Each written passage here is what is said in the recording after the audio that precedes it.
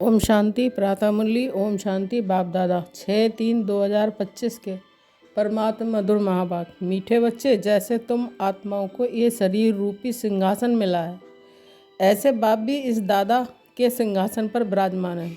उन्हें अपना सिंहासन नहीं है। प्रश्न है, जिन बच्चों को ईश्वरीय संतान की स्मृति रहती है, उनकी निशानी क्या होगी? उत्तर, उनका सच्चा लव एक बाप से होगा। ईश्वरीय संतान कभी भी लड़ेंगे झगड़ेंगे नहीं। उनकी कुदृष्टि कभी नहीं हो सकती। जब ब्रह्मा कुमार कुमारी अर्थात बहन भाई बने तो गंदी दृष्टि जा नहीं सकती। गीत बजा है आज की मुरली से, छोड़ भी दे आकाश सिंहासन। ओम शांति। अब बच्चे जानते हैं, बाबा ने आकाश सिंहासन छोड़कर अब दादा के तन को अपना सिंहासन बनाया है। वह छोड़कर यहाँ आकर बैठे हैं। ये आकाश तत्व तो है जीव आत्माओं का सिंहासन। आत्माओं का सिंहासन है, वह है महतत्व, जहाँ तुम आत्माएं बिगड़ शरीर रहती थीं। जैसे आकाश में सितारे खड़े हैं ना, वैसे तुम आत्माएं भी बहुत छोटी छोटी वहाँ रहती हो। आत्मा को दिव्य दृष्टि बिगड़ देखा नहीं जा सकता। तुम बच्चों को अभी ये ज्ञान है, जैसे स्टार कितना छोटा है, वैसे आत्माएं भी बिंदी मिसल हैं। अब बाप ने सिंहासन तो छोड़ दिया है। बाप कहते हैं कि तुम आत्माएं भी सिंहासन छोड़कर यहाँ इस शरीर को अपना सिंहासन बनाती हो। मुझे भी ज़रूर शरीर चाहिए, मुझे बुलाते ही हैं पुरानी दुनिया में। गीत है ना, दूर देश का रहने वाला। तुम आत्माएं जहाँ रहती हो वह है तुम आत्माओं और बाबा का देश। फिर तुम स्वर्ग में जाते हो, जिसकी बाबा स्थापना कराते हैं। बाप खुद उस स्वर्ग में आते नहीं हैं, खुद तो वाणी से परे वानप्रस्थ में जाकर रहते हैं। स्वर्ग में उनकी दरकार नहीं है, वह तो दुख सुख से न्यारे हैं ना। तुम तो सुख में आते हो तो दुख में भी आते हो। अभी तुम जानते हो कि हम ब्रह्मा कुमार कुमारियाँ बहन भाई हैं। एक दो में कुदृष्टि का ख्याल भी नहीं आना चाहिए। यहाँ तो तुम बाप के सम्मुख बैठे हो, आपस में बहन भाई हो। पवित्र रहने की युक्ति देखो कैसी है। ये बातें कोई शास्त्रों में नहीं है। सभी का बाबा एक है तो सभी बच्चे हो गए ना। बच्चों को आपस में लड़ना झगड़ना भी नहीं चाहिए। इस समय तुम जानते हो कि हम ईश्वरीय संतान हैं। पहले आसुरी संतान थे, फिर अब संगम पर ईश्वरीय संतान बने हैं, फिर सतयुग में देवी संतान होंगे। ये चक्र का बच्चों को मालूम पड़ा है। तुम ब्रह्मा कुमार कुमारियाँ हो, फिर कभी कुदृष्टि जाएगी नहीं। सतयुग में कुदृष्टि होती नहीं है, कुदृष्टि रावण राज्य में होती है।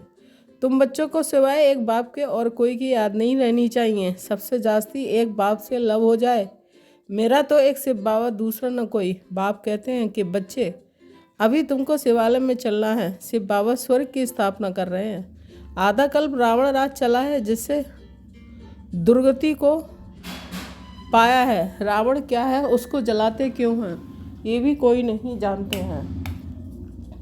शिव बाबा को भी नहीं जानते। जैसे देवियों को सजा करके पूजा करके डुबोते हैं, शिव बाबा का भी मिट्टी का लिंग बनाए पूजा आदि कर फिर मिट्टी मिट्टी में मिला देते हैं। वैसे रावण को भी बनाकर फिर जला देते हैं। समझते कुछ भी नहीं है। कहते भी हैं कि अभी रावण राज है, राम राज स्थापन होना है। गांधी भी राम राज चाहते थे, तो इसका मतलब रावण राज है ना।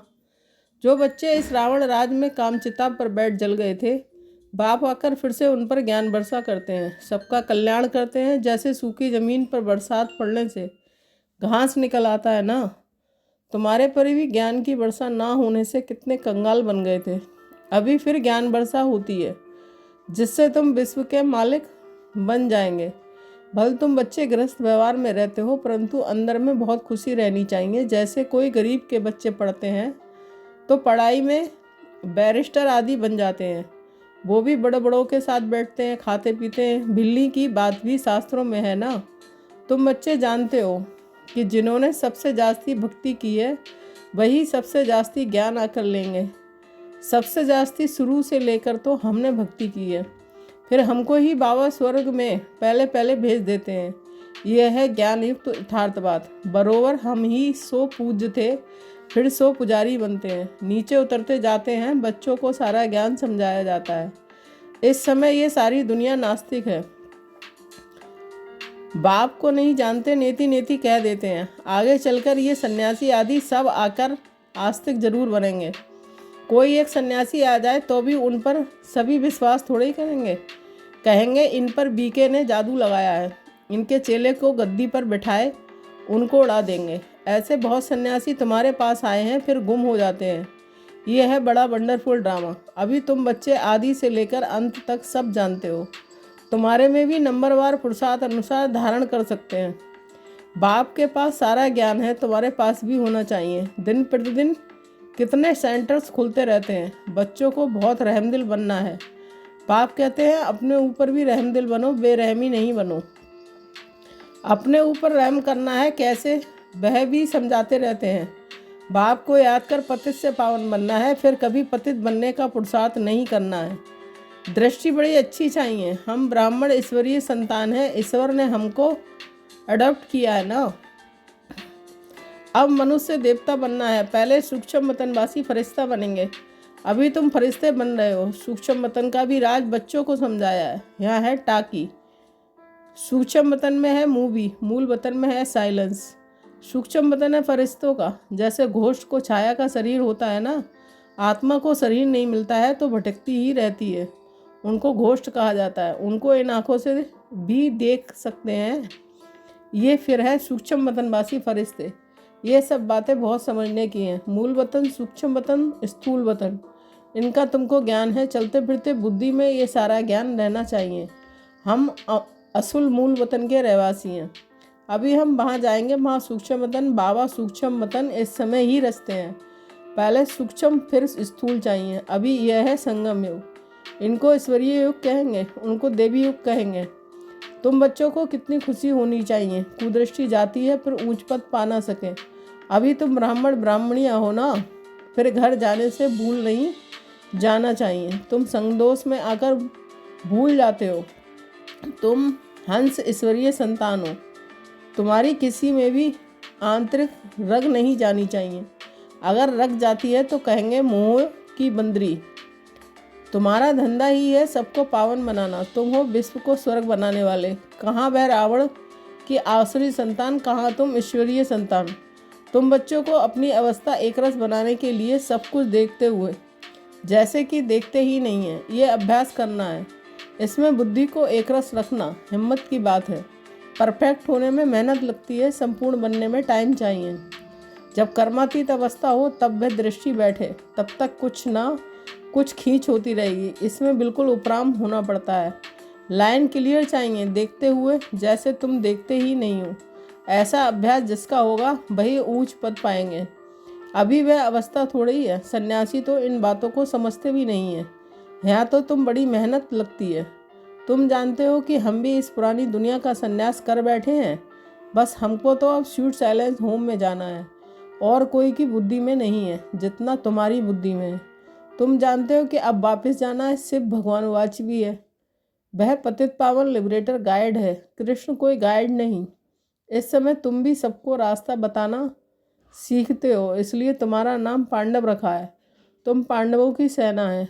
अभी तुम देही अभिमानी बने हो, जानते हो वापस जाना है। ये पुराना शरीर छोड़ना है। सर्प का मिसाल, भ्रमरी का मिसाल, ये सब है तुम्हारे इस समय के।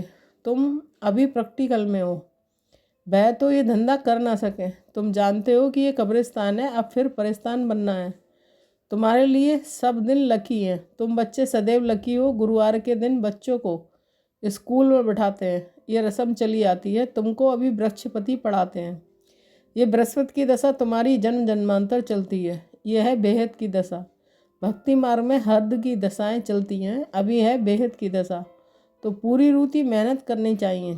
लक्ष्मी नारायण कोई एक तो नहीं है ना, उनकी तो डायनेस्टी होगी ना। जरूर बहुत राज करते होंगे। लक्ष्मी नारायण की सूर्यवंशी डायनेस्टी का राज चला है। ये बातें भी तुम्हारी बुद्धि में। तुम बच्चों को ये भी साक्षात्कार हुआ है कि कैसे राज तिलक देते हैं। सूर्यवंशी और चंद्रवंशी को कैसे राज देते हैं। माँ बाप बच्चे का पाँव धोकर राज तिलक देते हैं, राजभाग देते हैं। ये साक्षात्कार आदि सब ड्रामा में नूद है। इसमें तुम बच्चों को मूंझने की कोई दरकार नहीं है। तुम बाप को याद कर दो, सुदर्शन चक्रधारी बनो और दूसरों को भी बनाओ। तुम हो ब्रह्मा मुख वंशावली, सुदर्शन चक्रधारी। सच्चे ब्राह्मण शास्त्रों में सुदर्शन चक्र से कितनी हिंसाएं दिखाई हैं। अभी बाप तुम बच्चों को सच्ची गीता सुनाते हैं। ये तो कंठ कर लेनी चाहिए। कितना सहज है, तुम्हारा सारा कनेक्शन है ही गीता के साथ। गीता में ज्ञान भी है तो योग भी है। तुमको भी एक ही किताब बनाना चाहिए। योग का किताब अलग क्यों बनाना चाहिए?